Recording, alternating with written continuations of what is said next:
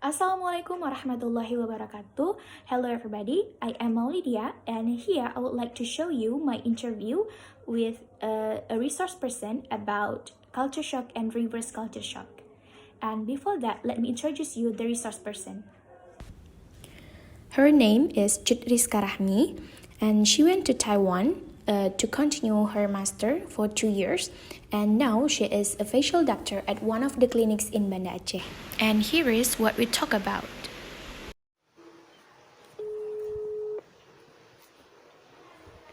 Halo, Assalamualaikum. Halo, Ya, halo, Assalamualaikum, Kak. salam. Kemudian udah ambil S2 juga di Taiwan. Kakak di Taiwan selama 2 tahun. Selama 2 tahun ya. Sebenarnya udah selesai itu 1,5 tahun. Kemudian kita kayak mau stay, kayak mau jalan-jalan dulu, menikmati sebelum balik ke Banda Aceh kan. Jadi kayak nambah gitu. Jadi kakak pernah dengar istilah culture shock nggak, Kak, sebelumnya? Pernah sih. Terus kalau misalnya di pikiran kakak, di bayangan kakak, culture shock tuh gimana? Culture shock itu yang pertama misalnya dari segi makanan sih sebenarnya.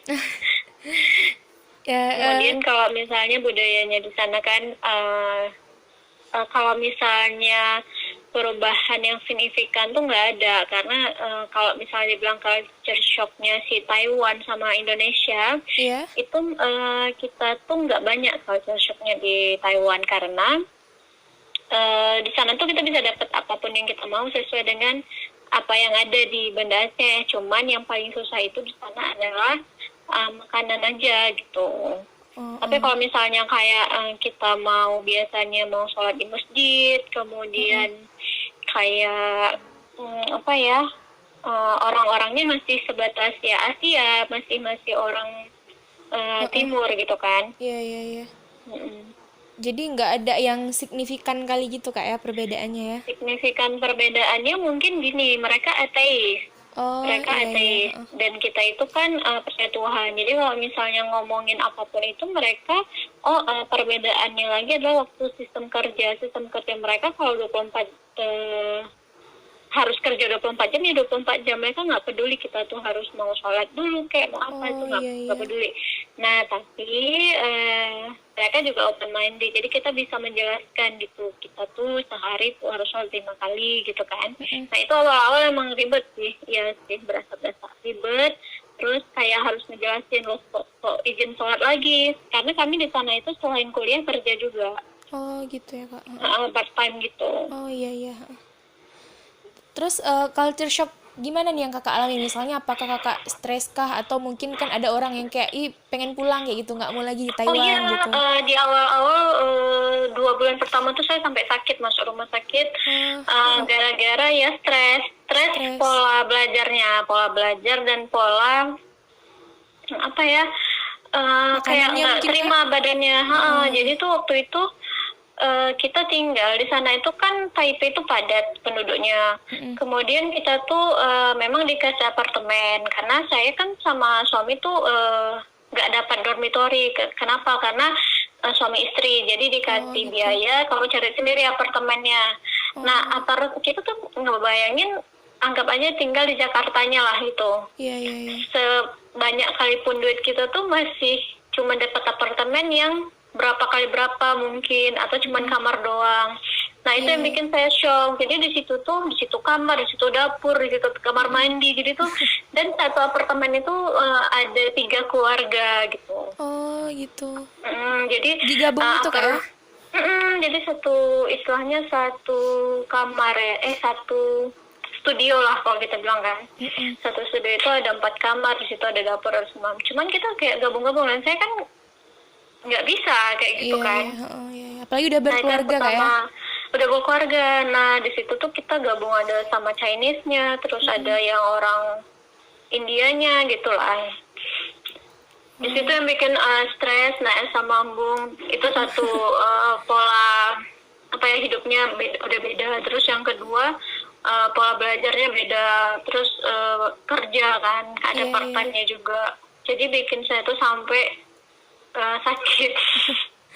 Terus berapa lama kakak ngalamin kayak culture shock gitu? Setelah 2 bulan, apakah memang langsung membaik atau memang sampai ada proses berbulan-bulan lagi gitu untuk beradaptasi di sana? Untungnya itu dosen pembimbing saya itu mentor saya support, jadi dia tuh kayak bantuin apapun kebutuhan sampai dia yang bawa ke rumah, bantuin ke rumah sakit sampai di USG kan, dikirain dan ternyata gini, saya kira tuh kan saya dokter dan saya tahu oh ini pasti ada batu nih di bagian empedu gitu gitulah, intinya kita kok kayak udah panik sendiri padahal itu nggak ada karena stres. Jadi udah dibantuin kan, nah itu berjalannya 2-3 bulan pertama. 2-3 bulan. Oh iya. Ternyata memang nggak ada masalah, paling ya dikasih obat-obat lambung aja. Nah kemudian kembali membaik ketika kami disuruh pindah. Jadi dosen saya bilang gini, kayaknya kamu memang nggak bisa tinggal di situ gitu, terlalu crowded, jauh dari kampus. Karena perjalanan kita nggak dapat lagi apartemen yang dekat kampus waktu itu, karena udah full semua. Jadi perjalanan saya dari kampus dari rumah ke kampus itu harus 2 kali naik bus, dan itu jauh gitu kan, dan saya nggak pernah bisa naik bus, pusing. Jadi ribet, jadi selalu naik taksi, dan itu kan meningkatkan biaya kos saya ini kan di sana. Jadi bentar asal pulang pergi tuh naik taksi gitu, jadi nggak efektif pokoknya. Jadi dosennya bantuin cari rumah juga. Baru setelah saya pindah ke rumah yang baru, di situ baru lebih aman, tentram, sangat-sangat baik lah kondisi kebersihannya. Kalau yang awal-awal nggak ada, itu di situ ada tikus, pokoknya menyeramkan lah. Oh iya, berarti dari segi biayanya juga itu pasti ada mengalami culture shocknya juga kak ya? Iya, biayanya jauh banget. Jadi walaupun di sana 1 Taiwan dolar itu cuma 400 rupiah, tapi mahal. Maksudnya harganya juga mahal di sana gitu. Oh iya kak.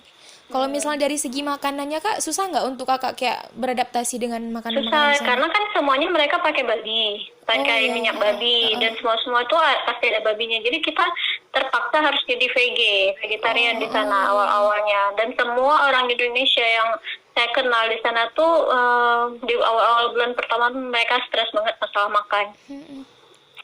Ya, jadi tuh kayak mau masak sendiri ya bisa, ya kita beli. Cuman kan di sana ceritanya adalah tidak boleh masak yang, kalau Indonesia kan masaknya pakai rempah-rempah. Kalau nggak ada, itu nggak enak.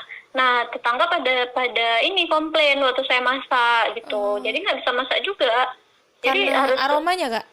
aromanya misalnya kayak kita tumis aja tuh nggak suka mereka. Oh gitu. Karena mereka makanannya tuh bukan yang goreng-goreng, makanannya tuh sehat gitu, yang direbus, yang kukus gitu kan. Iya.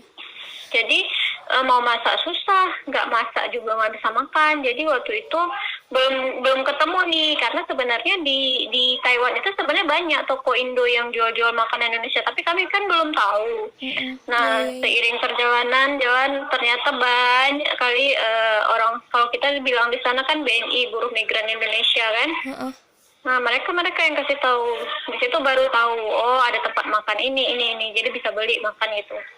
Oh iya, oke. Terus apa sih kegiatan, kayak misalnya ada kegiatan khusus nggak yang kakak lakuin tuh supaya kakak tuh selamat lah dari culture shock itu gitu? Misalnya kayak kakak ngelakuin apa gitu, ataupun membiasakan jadi yang diri. paling bermanfaat itu adalah senior ya.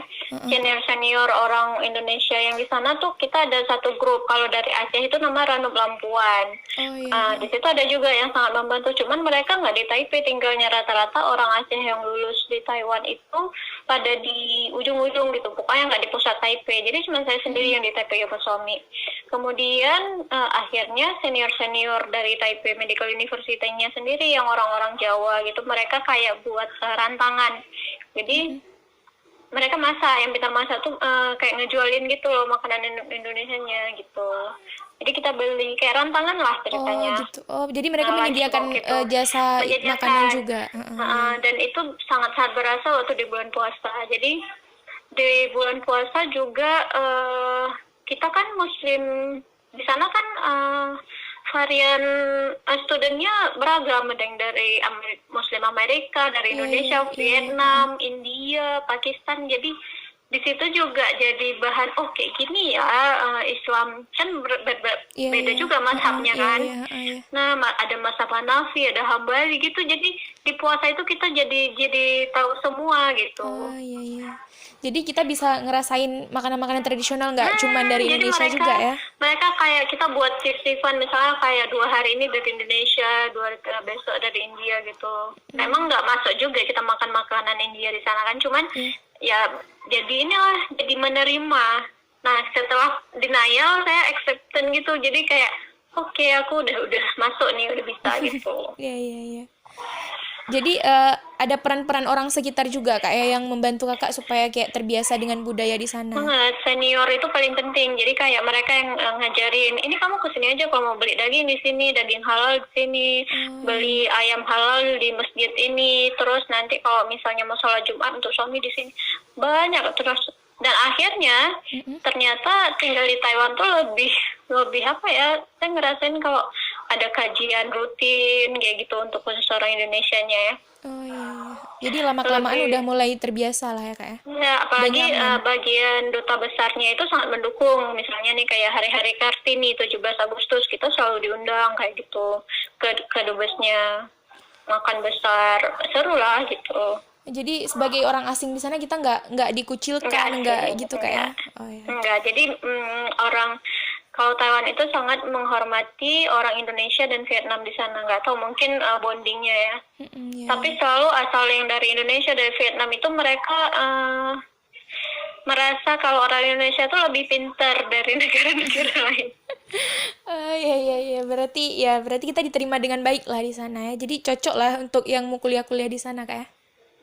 Ya, Taiwan itu kan berkiblatnya ke Amerika. Jadi kalau misalnya mau kuliah di sana tapi pengen standar Amerika, di sana aja. Jadi Taiwan tuh murah, hidupnya sebenarnya sama lah kayak kita juga gitu kan. Cuman mahal di biaya makan aja mungkin. Living cost-nya aja, apartemen segala. Karena kan mereka memang padat kan. Cuman kalau kualitas kualitas pendidikan mereka, TMU itu yang kampus saya itu nomor 1 swasta terbaik di Taiwan. Habis itu dan di dunia dia nomor 4. Jadi standarnya itu udah berdasarkan QS internasional gitulah. Ya, oke. Terus kalau dari orangnya gimana Kak di sana, ramah-ramah kah gitu atau mungkin orang Taiwan itu istilahnya cuek. Jadi bukan, tapi kalau udah kenal ya ramah, mau membantu. Nah itu dia. Jadi harus kita yang mulai duluan. Kalau enggak ya enggak, mereka enggak akan memberengi kita. Misalnya nih kita sholat di tangga gitu kan, enggak ada, mereka biasa aja, mereka menerima. Tapi kalau misalnya kita pengen disapa duluan enggak gitu. Jadi mereka enggak kayak gitu. Tapi ketika kita meminta tolong, pasti mereka bantunya sampai tuntas. Itu aja sih kelebihannya. Oke. Sekarang kita bicarain tentang reverse culture shock Kak. Jadi reverse culture shock itu kan di saat kakak kan udah biasa dengan budaya di Aceh, udah memang orang Aceh gitu. Terus pergi ke Taiwan, terus sampai ke sana kakak ngalamin yang namanya culture shock gitu. Terus pas kakak udah tinggal di sana selama 2 tahun, otomatis kakak udah terbiasa dong sama budaya di sana, udah nyaman gitu, udah bisa beradaptasi. Terus ketika kakak kembali lagi ke Aceh nih gitu, kakak ngerasain nggak culture shock itu lagi gitu? Ngerasain. Yang paling terasa itu adalah di sana itu kan kita mau golongannya kecil, mau junior senior itu pendapat kita diterima. Kebetulan kan saya baliknya ke kampus juga. Dan ketika balik ke kampus nggak kayak gitu, jadi senioritas masih ada. Kemudian kayak kita culture shocknya juga di masalah antri misalnya.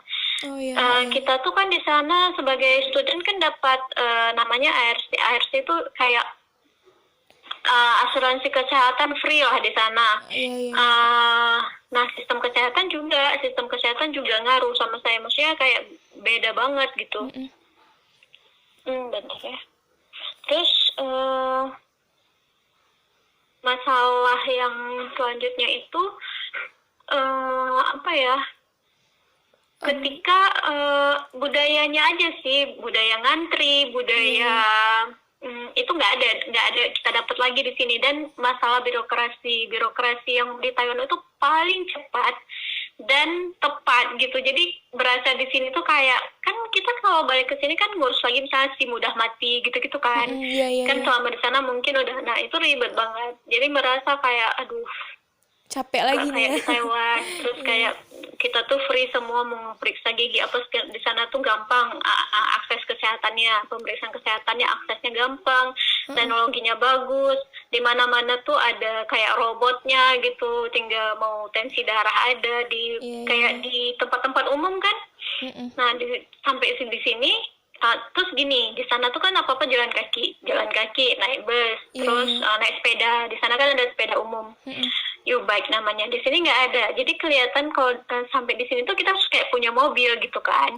Sedangkan kami pas balik sini tuh kayak, aduh nggak ada kendaraan umum kemana-mana. Ya itu sih. Lebih ke fasilitas sama pelayanan publiknya lah Kak ya? Ya, berarti berasa banget waktu fasilitas dan pelayanan publik di Thailand tuh sangat-sangat bagus gitu. Iya. Tapi kalau misalnya kayak kebiasaan-kebiasaan yang sebelumnya gitu, kebiasaan makanan misalnya kayak makanan di sana kan nggak pernah makan pedas lagi. Sampai di sini pedas dikit tuh udah pedas banget menurut kami. Itu aja sih. Iya. Terus ketika Kak sampai di Aceh tuh berapa lama Kakak kayak ngilangin masalah-masalah, maksudnya ngilangin reverse culture shock itu? Kayak Kakak biasa lagi sama itu lebih lama, lebih lama dari saya beradaptasi di lebih lama Taiwan. lagi. Iya. Nggak tahu, suami juga bilang kayak gitu. Jadi kayak kita ngerasa nggak diterima pertama. Itu berasa banget. Jadi kami tuh kayak nggak punya teman.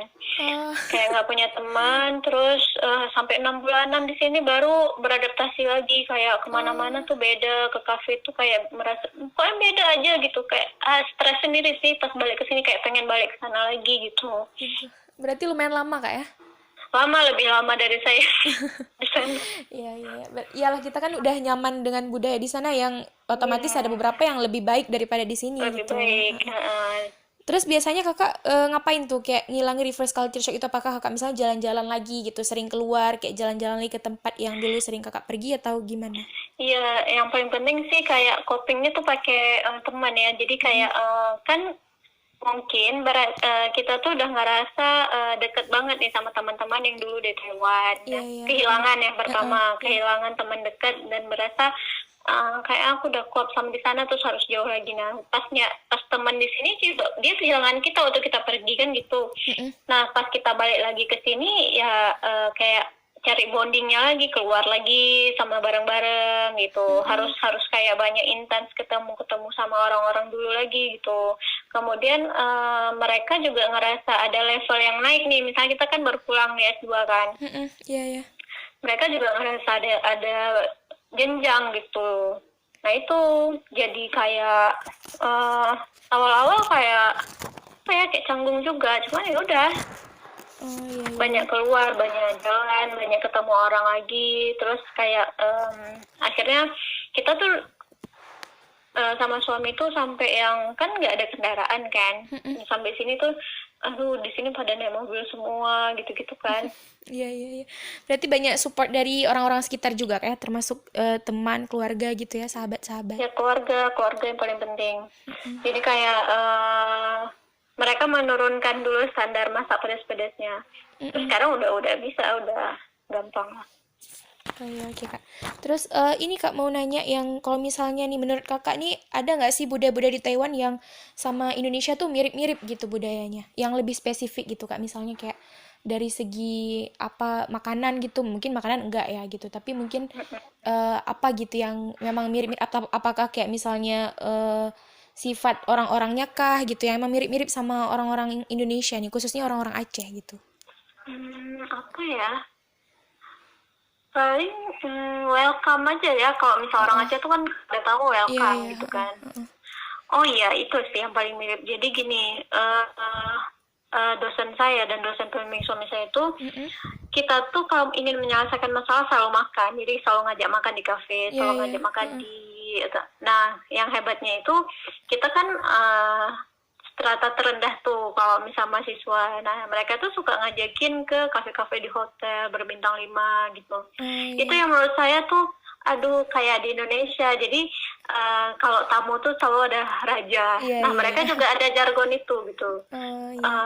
Ada bahasa Taiwannya, cuma saya lupa. Jadi intinya mereka tuh juga bilang kalau tamu itu adalah raja juga gitu di kami. Jadi kalau misalnya walaupun kamu bukan siapa-siapa tapi kamu dari luar, kita tuh harus menjamu dengan makanan besar, dan itu bukan kayak benar-benar harus makanan hidang gitu. Misalnya kita datang ke rumah dia kan, nah dia suruh istrinya tuh masak sampai banyak gitu, atau kami diajak naik mobil dia terus pergi ke gunung misalnya, terus dihidangin juga. Itu sih kayak menerima orang asingnya bagus.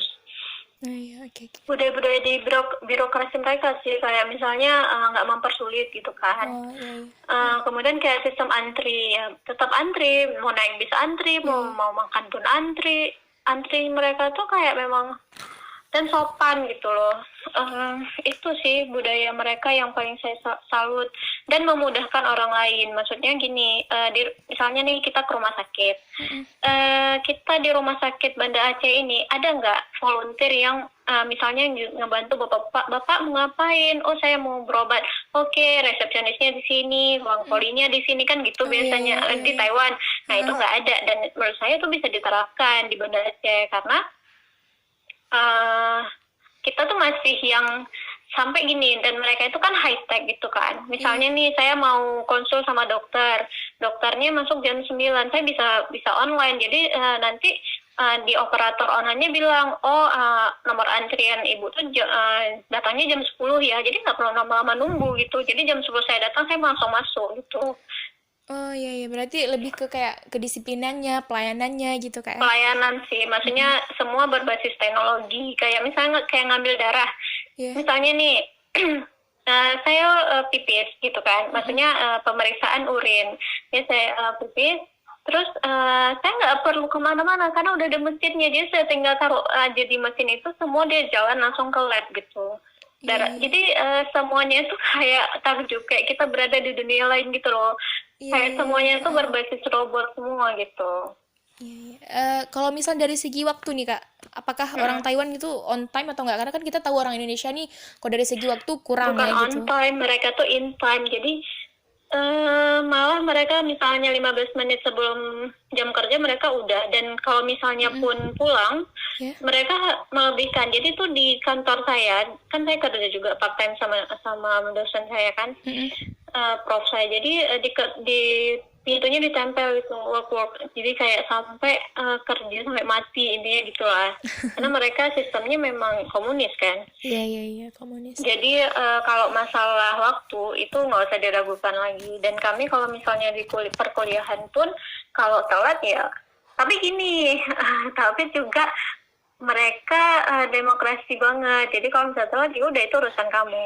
Perkuliahan sudah dimulai. Tapi kalau telat ya nggak apa-apa, masuk aja tetap. Nggak yang kayak kita. Terakhir nih Kak, mau nanya, ada nggak yang ingin Kakak sampaikan untuk orang-orang yang sekarang mungkin lagi di luar negeri, yang lagi ngalamin culture shock gitu? Apa mungkin ada pesan Kakak atau gimana gitu yang pengen Kakak sampaikan? Atau motivasi untuk mereka gitu? Kalau culture shock itu apa ya, paling kalau saya sendiri ask for help aja. Jadi kalau misalnya kamu memang benar-benar butuh bantuan, jangan segan minta bantuan sama siapapun ya. Walaupun merasa sendiri, pasti ada orang yang jangan dipendam gitu. Kalau saya kemarin sempat mendam, aduh aku mau pulang aja ke Indonesia gitu kan. Tapi enggak. Jadi ternyata di luar sana tuh banyak yang sama kayak kita gitu. Sharing aja sih sebenarnya. Oke. Mau nanya nih, culture shock itu memang gimana sih sebenarnya gitu? Culture shock itu Kak kayak kondisi atau keadaan di mana kita tuh ngerasa kayak kaget ataupun feeling-feeling yang kita rasakan tuh kayak stres, terbebankan sama suatu budaya gitu. Jadi ya kayak kita jadi orang asing di negara lain gitu. Sampai sana pasti banyak kita ngalamin kayak misalnya kita stres nih sama budaya sini, kayak yang Kakak jelasin tadi juga gitu. Jadi itu kayak lebih ke perasaan campur aduk yang kita rasakan sama budaya orang sih gitu. Karena kita belum terbiasa. Oke.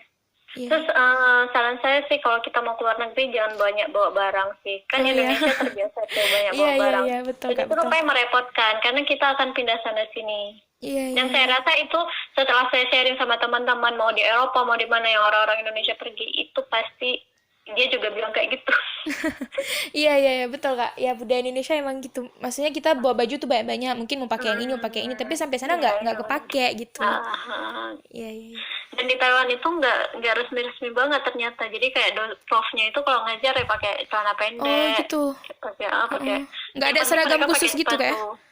Kalau acara formal aja sih kayak seminar atau apa. Tapi kalau ngajar, kalau lagi pembelajaran mereka nggak. Jadi kayak pakai kaos polo berkerah gitu sama baru siap tenis misalnya. Udah ngajar aja gitu. Dan student-studentnya yang saya lihat cuma orang Indonesia aja yang sopan, pakai baju kain, celana kain gitu kan. Tapi kalau yang lain-lain orang Vietnam, India segala macam tuh ya mereka asal aja. Tapi otaknya jas gitu. Kalau misalnya dari segi hukum gitu, ada nggak norma-norma khusus gitu, mungkin larangan-larangan khusus dari pemerintahnya? Banyak. Jadi kita tuh sebelum masuk situ memang udah ada tuh listnya. Oh, gitu. Jadi emang dikasih listnya gitu ya? Iya, dan jangan sampai melanggar gitu. Karena polisi di sana juga maksudnya disiplin kan. Iya. Jadi kalau peraturan yang dilanggar kayak misalnya masalah naik sepeda aja, nggak bisa telat gitu. Jadi misalnya kita cuma belinya selama 30 menit, nanti balikin lagi gitu. Oh gitu, iya. Banyak sih di taman, nggak boleh merokok yang penting kan. Iya. Mereka di sana bebas rokok. Oh gitu. Oke. Oke Kak, itu aja Kak mungkin pertanyaannya, nanti kalau misalnya ada kendala bisa mulai tanyain lagi. Makasih banyak Kak ya udah luangin waktunya itu. Sama-sama. Ya, sukses, sehat selalu Kak. Ya, sama-sama Molly juga sukses. Ya, amin. Ya. Udah ya Kak ya, Assalamualaikum. Waalaikumsalam. Alright, so that's all our conversation, and based on the interview, I would like to conclude some informations. So culture shock is a state where we are surprised, anxious, stressed, and also various feelings that we feel towards a culture when we haven't adapted to a new culture. And based on the interview, Taiwan is a country that has culture with significant differences in terms of food and also lifestyle.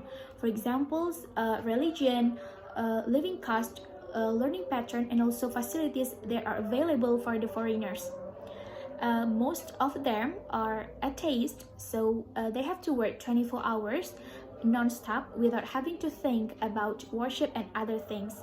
And this made the interviewee experience a culture shock for the first 3 months there. It caused stress and had to be hospitalized. But however, with the support and also assistance from the lecturers, friends, and also people around her, she recovered culture shock and began to adapt to life there. Well, Taiwan is a country that is disciplined and enforces the prevailing of norms, and also Taiwan is a country that is free from the cigarette of smoke, and that is not too formal in terms of clothing when working. Also, Taiwan has the same jargon as Indonesia, namely the guest is a king, and this is what makes Taiwan treat foreigners very well, especially Indonesia. There are many facilities are provided by the state of Taiwan for foreigners. For example, halal food hampers from the various countries, and also group discussions for foreigners. Because Taiwan is a country that has an open-minded and highly tolerant society. Then, when she returned to Aceh, she experienced a reverse culture shock for 6 months, and it happened in terms of habits, facilities, and also public services, because Taiwan has good and easy public services for the community, including foreigners. And for example, the government of the Taiwan provides various public transportations and free health access. And so when she arrived in Indonesia, especially in Aceh, she didn't have a vehicle here, so she had difficulties and also were not confident to live here. A lot of efforts must be made by the interviewee, such as starting to get used to it and also being helped by family and friends, so she can really get out from the reverse culture shock. I think that's all from me, and thank you so much. I'm so sorry for making mistakes, and hopefully this video can give some informations. Thank you so much for watching. Wassalamualaikum warahmatullahi wabarakatuh.